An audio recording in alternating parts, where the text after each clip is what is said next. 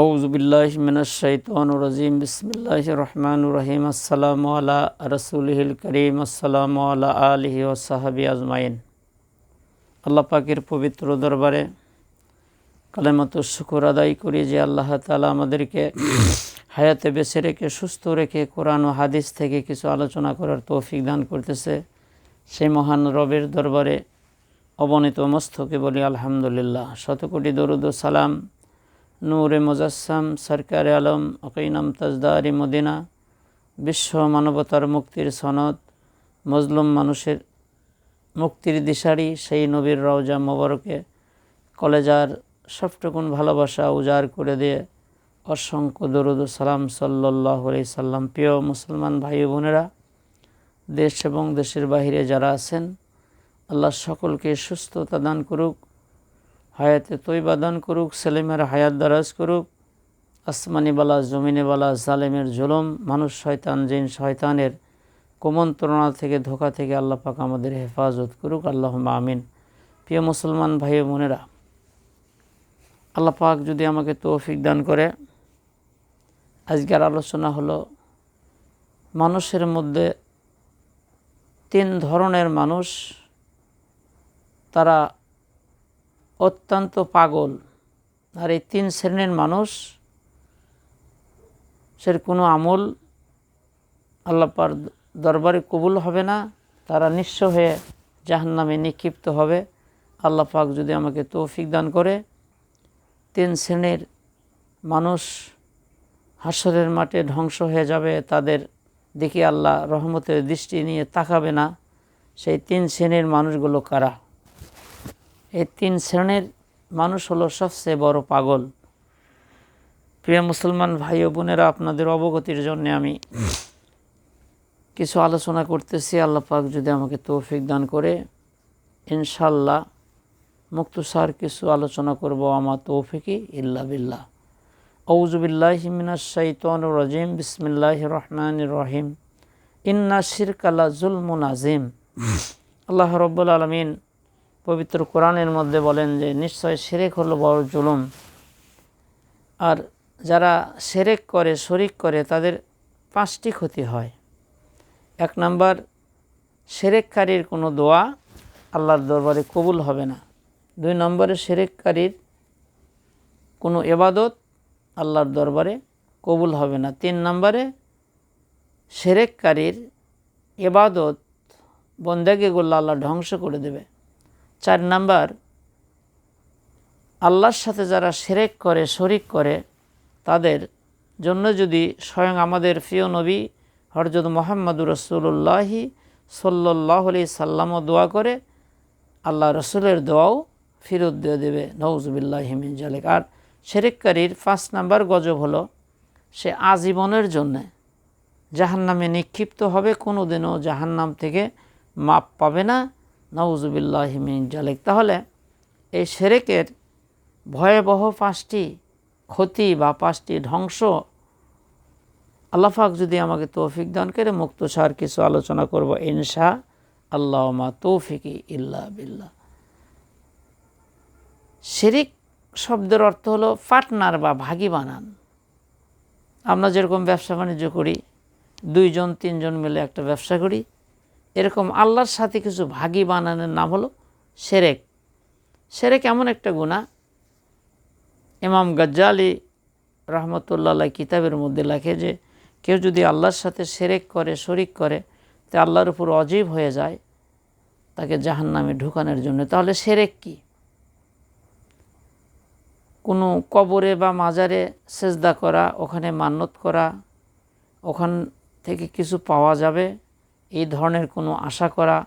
ওই কবরে পড়ে থাকা ব্যক্তি আপনার অসুখ ভালো করে দেবে, ছেলে মেয়ে দেবে, অবস্থা ভালো করে দেবে, মানে বিভিন্ন কিছু যারা আল্লাহ বাদে যে জিনিসগুলো শুধু আল্লাহ দিতে পারে, এই জিনিসগুলো যারা মানুষের কাছে চাবে, মৃত কবর আল্লাহর কাছে ছেলে চাবে, মেয়ে চাবে, অবস্থা ভালো হয়ে চাবে, সেখানে সেজদা করবে, সেখানে মান্নত করবে, আল্লাহর সাথে যারা পার্টনার বানাবে, এগুলো হলো মারাত্মক শিরক।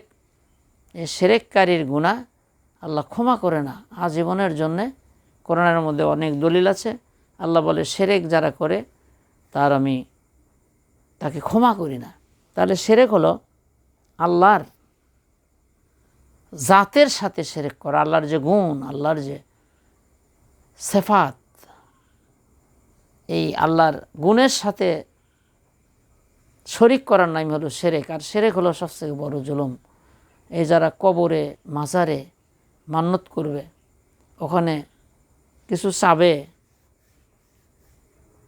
এগুলো যারা করবে, কোনো মানুষের কাছে মাথা নত করবে, আল্লাহর সাথে শরিক করবে, শিরক করবে, কবরের উপর ঘর বানাবে, ওখানে মান্নত করবে, ওখানে সেজদা করবে, ওখানে গরু ছাগল হাঁস মুরগি যারা মান্নত করবে, ওখানে যেখানে এই গরু বা ছাগল হাঁস মুরগি দিলে মনের আশা পূরণ করবে দিবে, নাউজুবিল্লাহি মিন জালিক। তাহলে 1 নম্বর শিরক হলো যে জিনিসগুলো আল্লাহ দিতে পারে এই জিনিসগুলো কোনো মাকলুকের কাছে চাওয়া, এটা হলো শিরক বিন সিফাত, মানে আল্লাহর গুণ মানুষের মধ্যে দেওয়া, মাকলুকের মধ্যে দেওয়া হলো মারাত্মক শিরক। এই শিরক করে যারা তওবাবিহীন মরবে আজীবন জাহান্নামে যাবে, কোনো দিন মাপ পাবে না।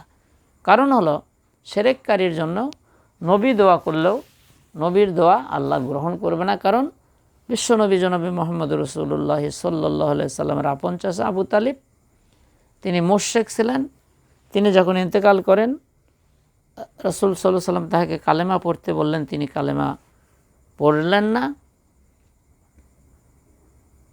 তার জন্য দোয়া করতে লাগলেন। আল্লাহ রাব্বুল আলামিন ওহী নাজিল করে বলল যে, হে নবী, মুশরিকের জন্য দোয়া করা রাসূলের জন্য শোভনীয় না, মুশরিককে আমি ক্ষমা করব না। গেল 2 নম্বরের মানুষের মধ্যে 2 নম্বরের 2 শ্রেণীর পাগল হলো যারা হারাম উপায়ে টাকা পয়সা উপার্জন করে। কারণ ইবাদতের প্রথম শর্ত হলো রুজি রোজগার হালাল করতে হবে। যদি আপনার রুজি রোজগার হালাল না হয়, আপনার ইবাদত বন্দেগী, নামাজ, রোজা, হজ, যাকাত, জিকির, ফিকির, কোনো ইবাদত আল্লাহর দরবারে গ্রহণ করা হবে না। ইবাদতের 1 নম্বর শর্ত হলো হালাল রিজিক কামাই করা। আমাদের দেশের মানুষ ইসলাম না বোঝার কারণে, কোরআন হাদিস না জানার কারণে মনে করছে নামাজ, রোজা, টাকা থাকলে হজ, ওমরা, একটু জিকির আজগার করলাম, একটু পীরের মুরিদ নিলাম, আমার শেষ। কিন্তু রুজি রোজগার যে নামাজের চেয়েও বড় ফরজ, রোজার চেয়েও বড় ফরজ। কারণ আমি রোজা রাখতেছি, নামাজ পড়তেছি, কিন্তু আমার রুজি যদি হালাল না হয় তাহলে আমার সব গোল্লা হিসাবে। তো এটাও একটা ফরজ। তাই আমাদের দেশের কিছু অধিকাংশ মানুষই তারা রিজিক যে হালাল করতে হবে এটা তারা বোঝে না। চাকরি করে বিভিন্ন নেতাগণ, নেত্রীগণ, এমপিগণ, মন্ত্রীগণ, তারা মানুষের কোটি কোটি টাকা মেরে ধরে খাচ্ছে। এর কোনো ইবাদত বন্দেগী, নামাজ কালাম 1 কোটি বার হজ করলে, নামাজ পড়তে পড়তে যদি কুজাও হয়ে যায়, জিকির করতে করতে যদি কি কন বমি করে ফেলে দেয়, যারা মানুষের টাকা পয়সা মেরে ধরে খাবে, যারা বান্দার হক নষ্ট করবে, যারা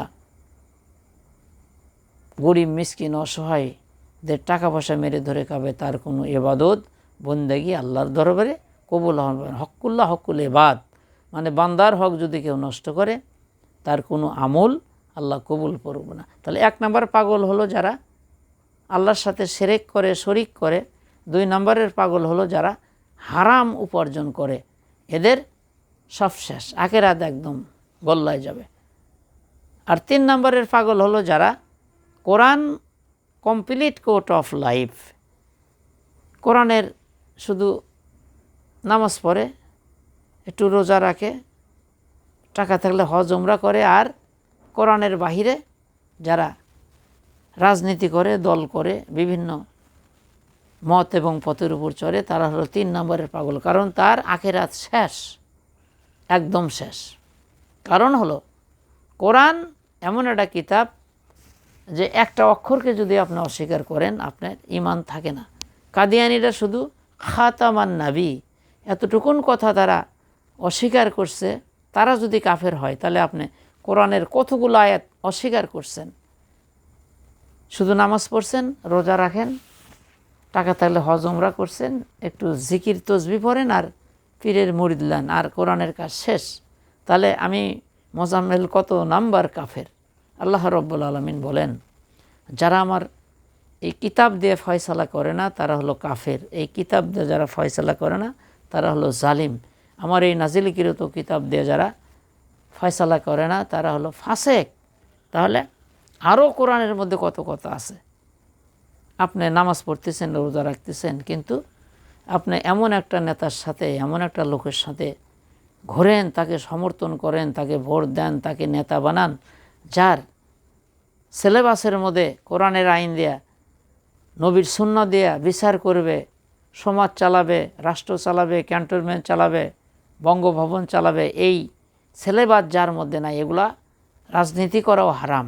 তাহলে 3 নম্বরের পাগল হলো যারা কোরআন হাদিসের বিপরীত মানুষের তৈরি করা আইন ও কানুনকে প্রতিষ্ঠিত করার জন্য চেষ্টা করে, রাজনীতি করে, দল করে, তারা হলো 3 নম্বরের পাগল। এদের আখেরাত বলতে কোনো জিনিস থাকবে না। তাহলে 1 নম্বরের পাগল হলো যারা আল্লাহর সাথে শিরক করে, শরিক করে, শিরককারীর জন্য 5টা ক্ষতি।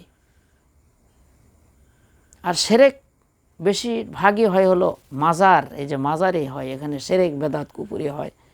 বিশেষ করে পীরেদের, অধিকাংশ পীরের ক্ষেত্রেই শিরক বেদাত কুফরি অধিকাংশই।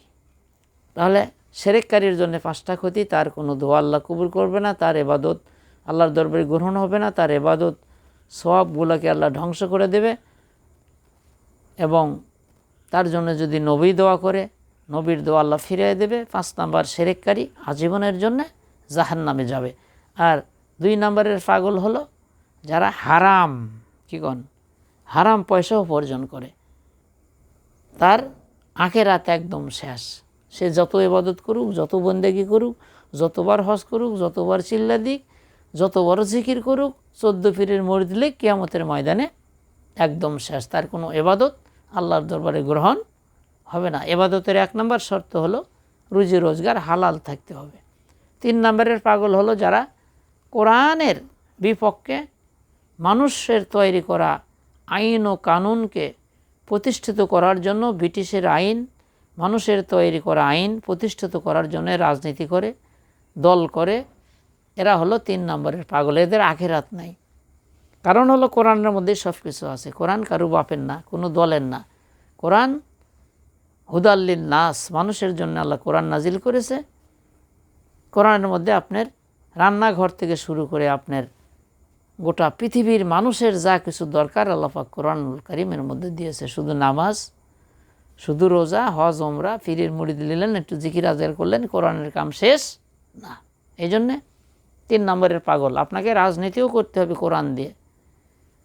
আর আল্লাহ ছাড়াই মাথা কারু কাছে নত করা যাবে না। কোনো কবরে, মাজারে, ওখানে সেজদা করা যাবে না, ওখানে কবরের উপর ঘর বানানো যাবে না, ওখানে গরু ছাগল মান্নত করা যাবে না। বিভিন্ন কবরে মাজার বানাতেছে, ওখানে মান্নত যারা করবে তাদের ঈমান আমান শেষ, মুশরিক হয়ে যাবে।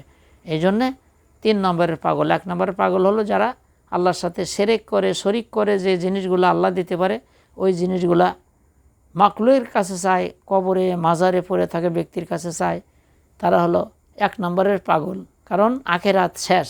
2 নম্বরের পাগল হলো যারা হারাম টাকা পয়সা উপার্জন করে।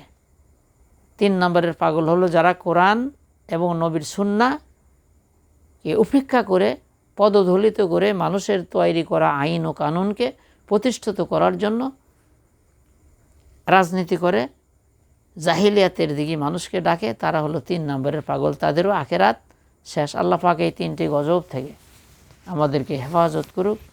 আসসালামু আলাইকুম ওয়া রাহমাতুল্লাহ।